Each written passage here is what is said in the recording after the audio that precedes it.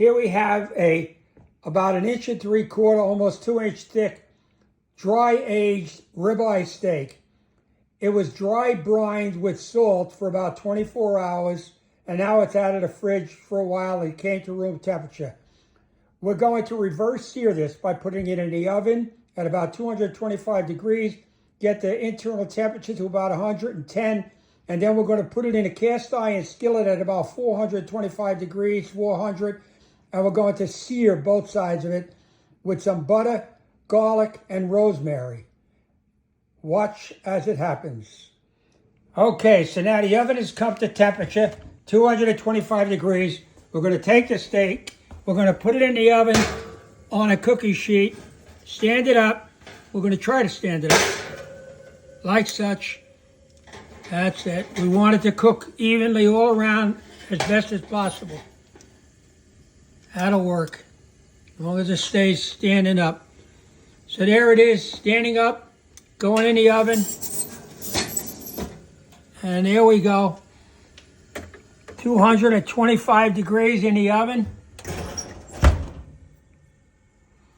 And we'll leave it there for about half an hour. Okay, the steak has been in for half an hour. I believe the internal temperature should be about 100, 110. I'm going to check it now. Okay, there we go.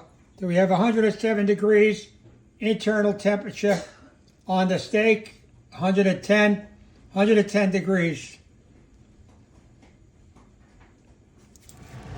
Okay, I have the cast iron pan at heating, and the temperature in there is a little over 400. I want to get it's bouncing around according to where I am in the pot, but I want to get it around 4 1/4, and then I'm going to take the steak and I'm going to sear the ends of the steak and the sides and everything else. Okay, so now I'll just take some avocado oil and I just spray it on the steak and spread it around a little bit. Then I take a little bit of ground pepper and I do both sides of the steak with the ground pepper, get it nice and coated with it.